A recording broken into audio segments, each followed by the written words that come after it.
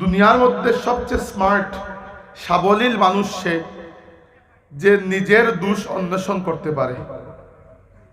পৃথিবীতে যে ব্যক্তি দোষ স্বীকার করতে পারে দুনিয়াতে সেই ব্যক্তি, এবং যে কওম নিজের দোষ স্বীকার করতে পারে সেই কওম যুগে যুগে রাজত্ব করে এসেছে।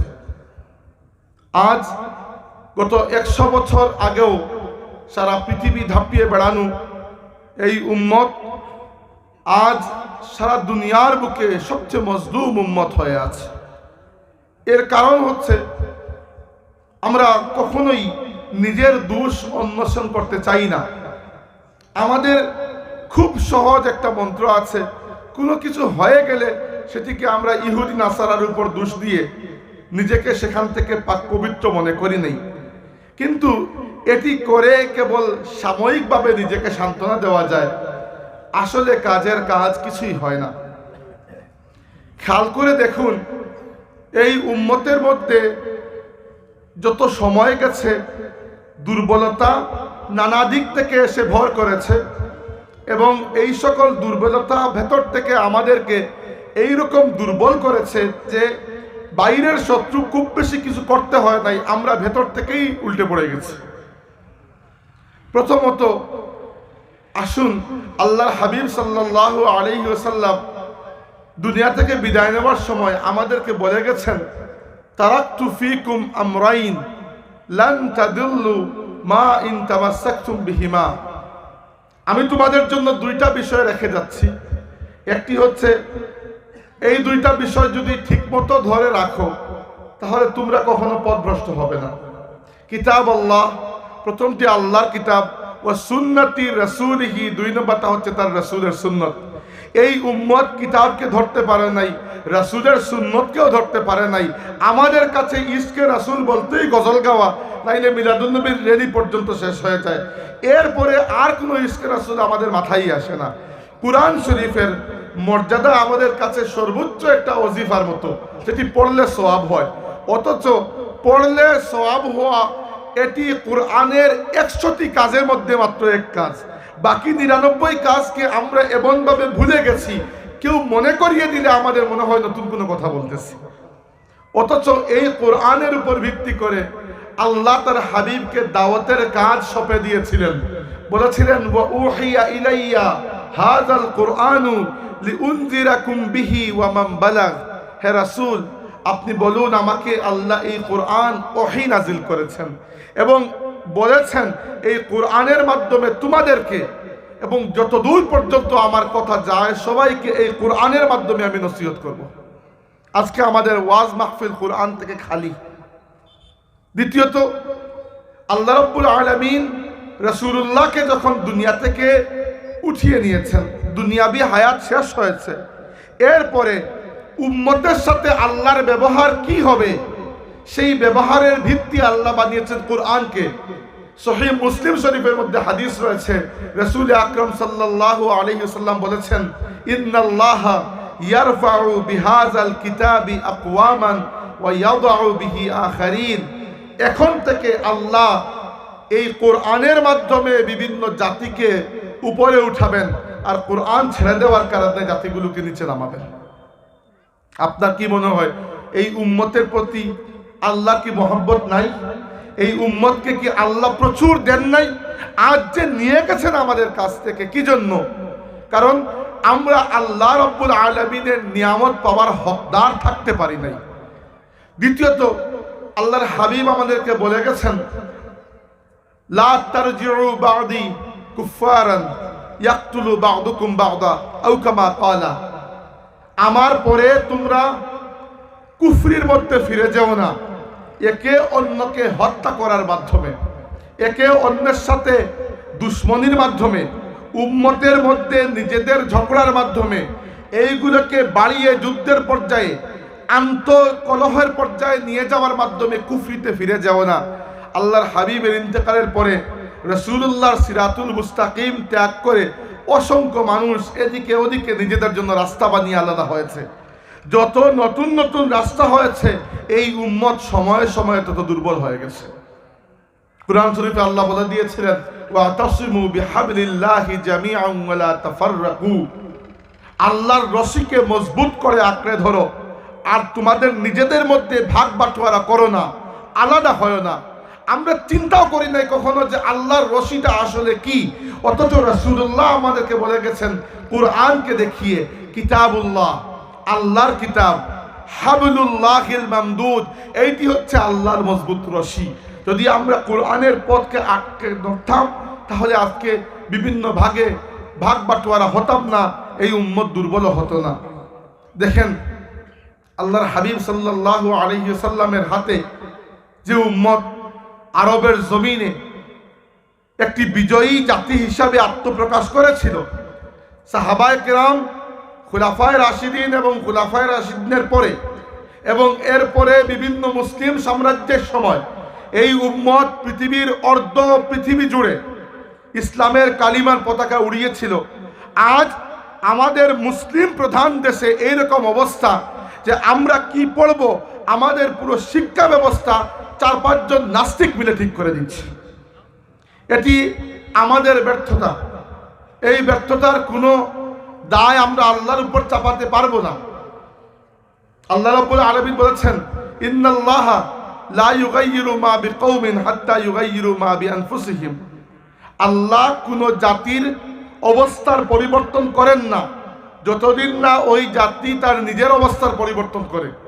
আমরা আমাদের নিজেদেরকে এইরকম দুর্বল করে ফেলেছি যে আমরা কথায় কথায় বলি 91% মুসলমানের দেশ, আর এই দেশের আমাদের মাদ্রাসা শিক্ষাও এমন কিছু মানুষের হাতে চলে গেছে, আমাদের শিক্ষা ব্যবস্থার মধ্যে যে কয়েকটি বই রয়েছে বেশিরভাগ থেকে বেশি বই মোলাটের এ প্রান্ত থেকে ও প্রান্ত পর্যন্ত আপনি পড়বেন একটিবার আল্লাহ তাবারাকা ওয়া তাআলার নাম, একটিবার রাসূল আকরাম সাল্লাল্লাহু আলাইহি ওয়াসাল্লামের নাম, একটিবার ইসলামের নাম অথবা মুসলমান কোন নামও আপনি সেখানে খুঁজে পাবেন না।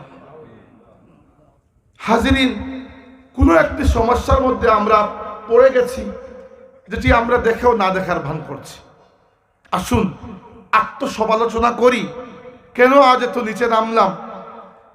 কবি মির্জা গালিব বলেছিলেন, হে আজ কিউ জলিল কি কল তক নথি পসন্দ, গুস্তাখিয়ে ফরিস্তে হামারি জনাব মে হে। হে উম্মত, আজ এত দুর্বল কেন হয়ে গেলে, অথচ কাল পর্যন্ত ফেরেশতাও তোমার সামনে এসে বেয়াদবি করবে, সেটিও তুমি বরদাস্ত করতে না।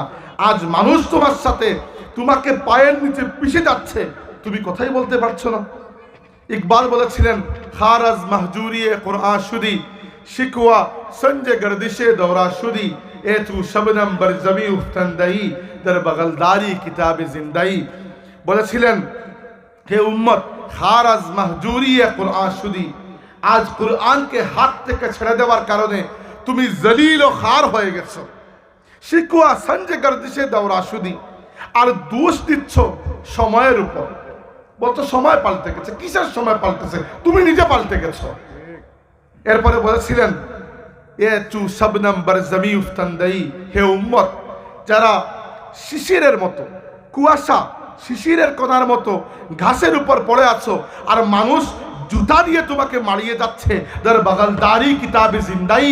একবার তোমার বগল তুলে দেখো, যে কিতাবখানা আল্লাহ দিয়েছিলেন বগলের নিচে বন্দি করে রেখেছিলে, খুলে দেখো, এই কিতাব তোমাকে আবার দুনিয়ার ইমাম বানিয়ে দেবে। এই উম্মতকে আল্লাহ 2 ভাগে ভাগ করেছেন।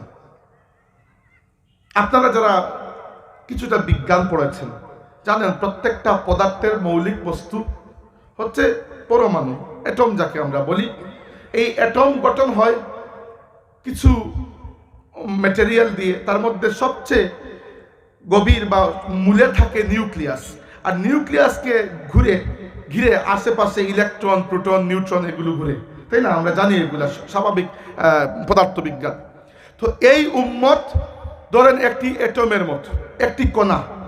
এই কণার একেবারে ঠিক মধ্যখানে আছে এই উম্মতের 1 ভাগ, আর বাকি চতুর্দিকে ঘুরছে আরেক ভাগ। যারা মধ্যখানে আছে এদেরকে আল্লাহ বলেছেন উম্মিয়িন।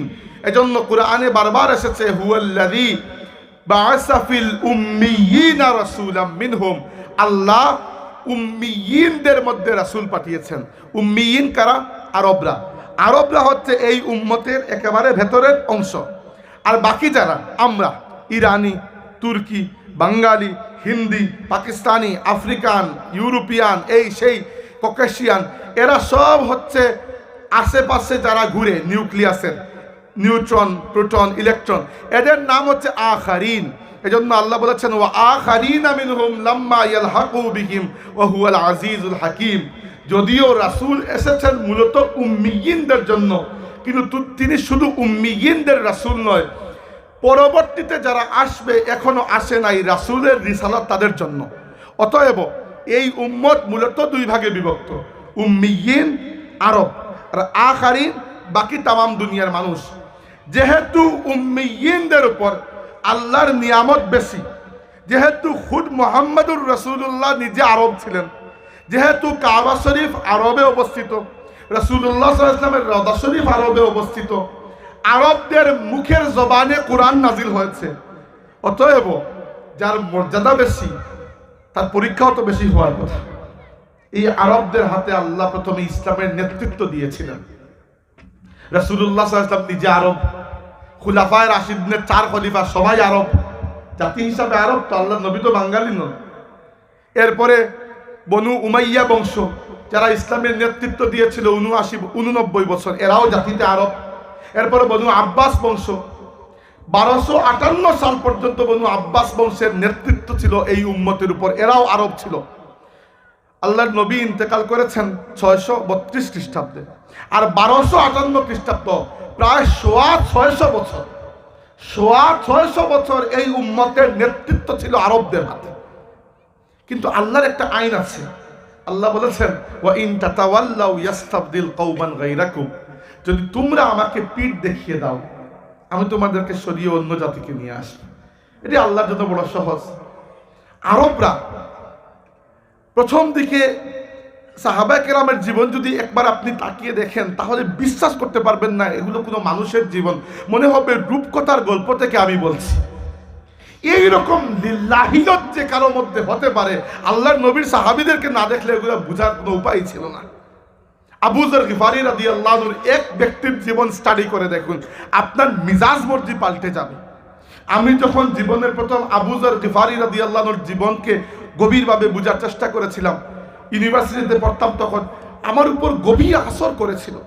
এইরকম জাহিদ আউলিয়া আল্লাহ আবু যর গিফারি রাদিয়াল্লাহু আনহু। একটা ঘটনা বলি শুধু, তাবুক অভিযানে আল্লাহর রাসূল সাহাবীদেরকে ডাক দিয়েছেন যে আল্লাহ এই অভিযানে যুক্ত হওয়াকে সব মুসলমানের উপর ফরজে আইন করে দিয়েছেন, সবাইকে যুক্ত হতে হবে, যারা এই অভিযানে আসবে না এরা মুনাফিক ডিক্লেয়ার্ড। এবার ওই সময় মদিনায় দুর্ভিক্ষ চলছিল, আগের বছর ফসলও হয় নাই, এই বছর ফসল পেকে গেছে, সময় মতো যদি আমরা ফসল না কাটি তাহলে নষ্ট হয়ে যাবে। আবার তাবুক অভিযানে যাব, তাবুক হেঁটে যেতে লাগবে 20 দিন, আসতে 20 দিন, মধ্যখানে যুদ্ধ কয়দিন হয় আল্লাহ পাক জানে। তো এই সময়ের মধ্যে ফসল নষ্ট হয়ে যাবে, কি করব সাহাবায়ে কেরাম পেরেশান। তবুও আল্লাহর নবী আদেশ দিয়েছেন যে আমাদের সম্পদ কম, হাতে রসদ কম, তোমাদের যা কিছু আছে নিয়ে আসো। উমর রাদিয়াল্লাহু আনহু বাড়িতে গেলেন, নিজের সম্পদের অর্ধেক এনে আল্লাহর হাবিবের হাতে দিয়ে দিলেন। আবু বকর রাদিয়াল্লাহু আনহু গেলেন, সম্পদের যা কিছু সম্পদ বলতে বাড়িতে ছিল ঝাড়ু দিয়ে পরিষ্কার করে সব এনে আল্লাহর নবীর হাতে দিয়ে দিলেন।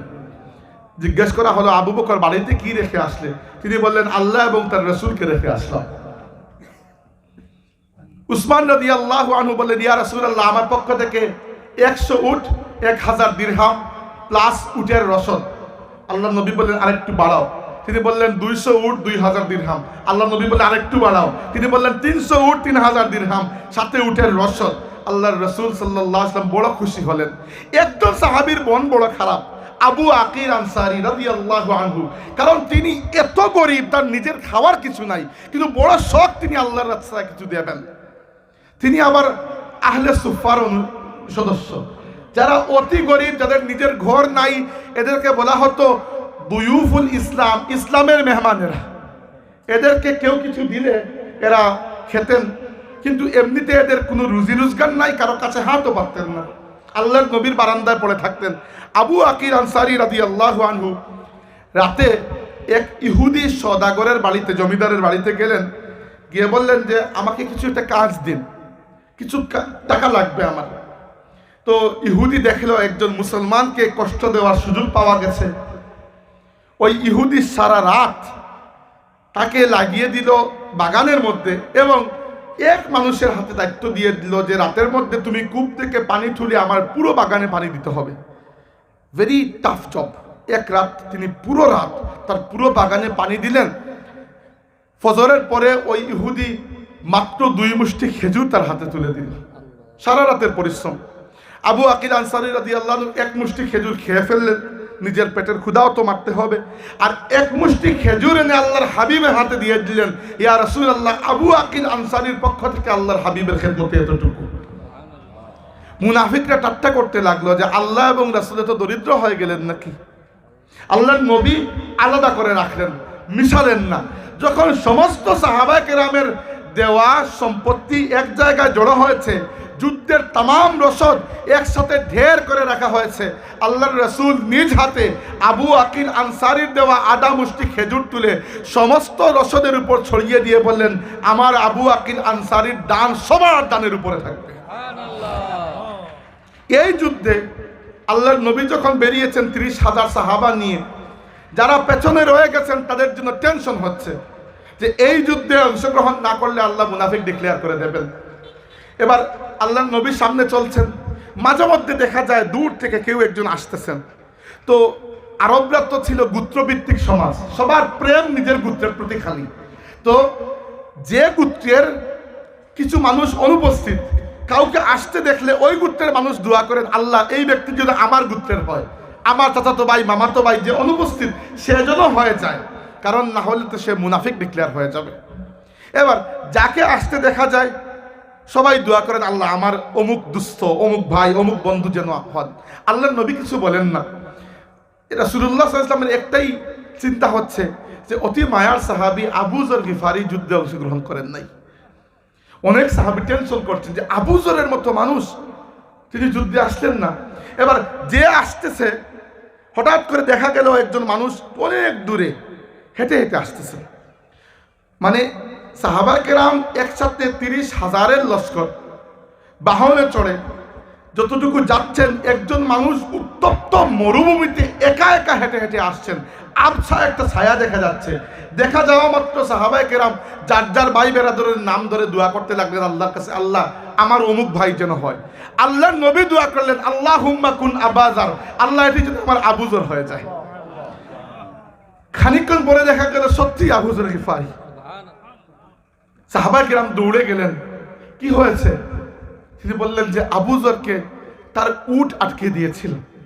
আবু যর গিফারি রাদিয়াল্লাহু আনহু 2 দিন পর্যন্ত চেষ্টা করেছেন, তার উট মাটি থেকে উঠে না। মানুষের কাছে ধার করেছেন যে একটা উট দেন, আমি জিহাদে যাব। সবাই বলেছে কিছু বন্ধক রাখতে হবে, বন্ধক রাখার মতো কোনো সম্পত্তি তার কাছে নাই। শেষের দিন তিনি নিয়ত করেছেন এবং নিয়ত করে পুরো 1 মাসের রসদ যা কিছু জোগাড় করতে পেরেছেন একটা বস্তায় ভরে নিজের পিঠের মধ্যে নিয়েছেন। এবং 3 দিনের পথ আল্লাহর নবী যতটুকু হেঁটে গিয়েছিলেন, একা উত্তপ্ত মরুভূমি দিয়ে আল্লাহর সিংহ আবু যর গিফারি হেঁটে হেঁটে অতটুকু পথ চলে এসেছেন। আল্লাহর নবী তখন আবু যরের পাশে আসেন নাই, দূর থেকে দোয়া করলেন, রাহিমাল্লাহু আবা যর, আল্লাহ আমার আবু যরের উপর রহম করুন। ইয়ামশি ওয়াহদাহু ওয়া ইয়ামুতু ওয়াহদাহু ওয়া ইয়াবাসু ওয়াহদাহু। আবু যর দুনিয়াতেও আছে একা, মরবেও একা, কিয়ামতের দিন আল্লাহ তাকে একা উঠাবেন। এটি আবু যর গিফারির শান। আমরা আবু যর গিফারি হতে পারবো না, এটি চিন্তা করে লাভ নাই। কিন্তু আমাদের আদর্শ কারা এটি তো বুঝতে পারি। আমরা উসমান হতে পারি, সমস্যা না। সম্পদ অর্জন করেন হালাল পথে, কোনো সমস্যা নাই, কিন্তু দিল যেন উসমানের মতো হয়। আমরা আবু বকর হতে পারি, সামাজিকভাবে গণ্যমান্য মানুষ, সামাজিক নেতৃস্থানীয় মানুষ, কিন্তু আপনার সেই ক্ষমতা যেন আল্লাহর দ্বীনের সাথে ব্যবহার হয়। প্রয়োজন নাই সবাই আবু যর হবেন, চেষ্টা করলেও আমরা আবু যর হতে পারবো না। কিন্তু আমরা যেন জানতে পারি যে আমাদের হিরো কারা আসলে। আর যারা আমাদের হিরো হয়ে গেছে এরা আমাদের হিরো নয়। এদেরকে হিরো যেদিন থেকে মানতে শুরু করেছি সেই দিন থেকে আমাদের ডাউনফল শুরু হয়ে গেছে।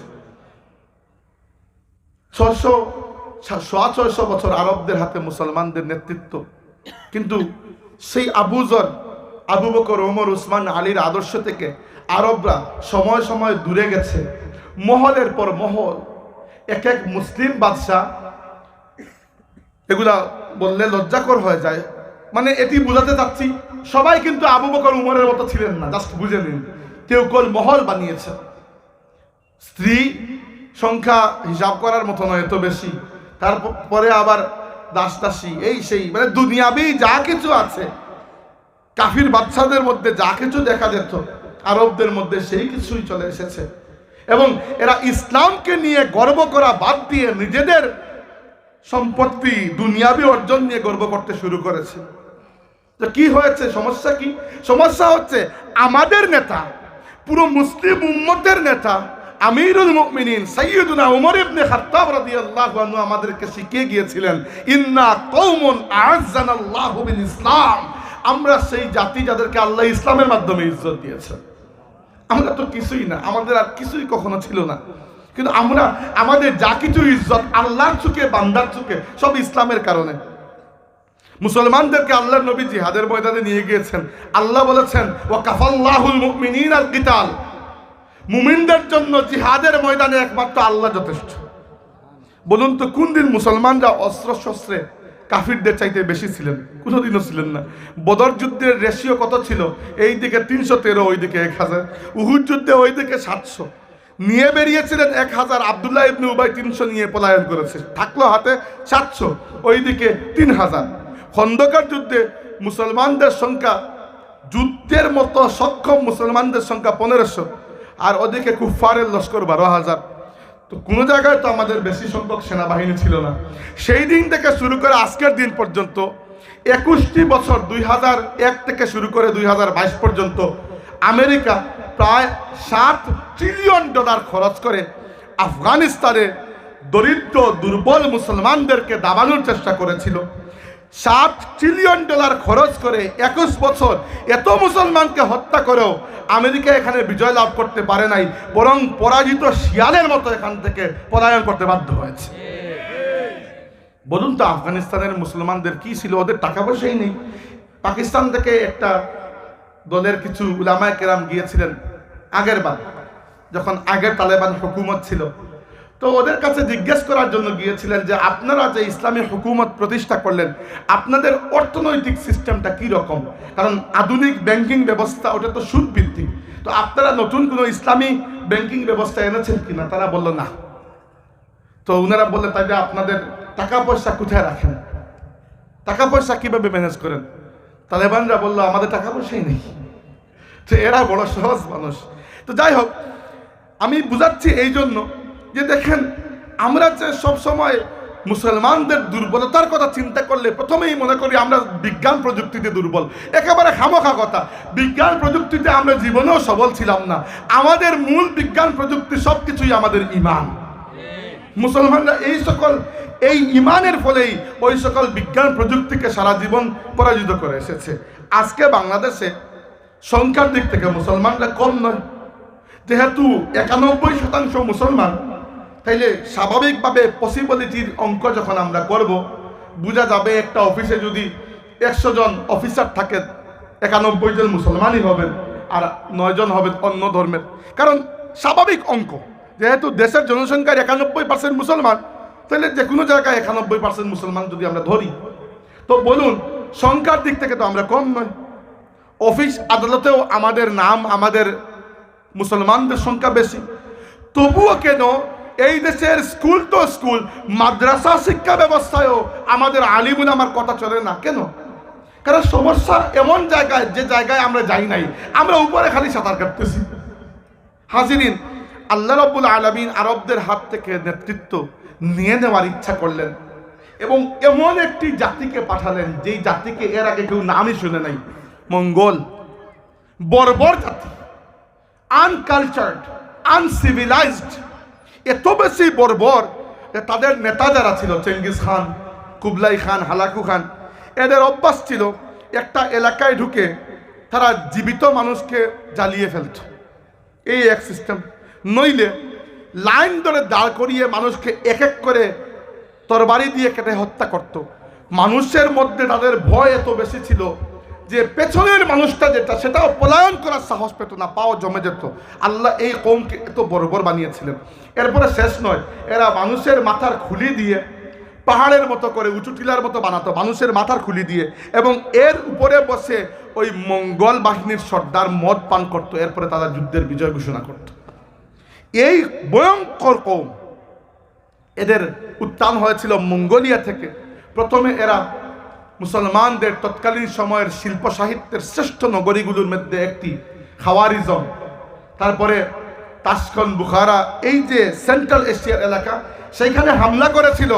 এবং আশ্চর্যের বিষয়, সেন্ট্রাল এশিয়ার মূল যে মসজিদ ছিল তৎকালীন সময়, ওই মসজিদের মিম্বরে চেঙ্গিস খান নিজে বসেছিল, বসে বলেছিল, হে মুসলমানরা, আমি তোমাদের খুদার পক্ষ থেকে তোমাদের উপর আযাব হয়ে এসেছি তোমাদের অপরাধের কারণে।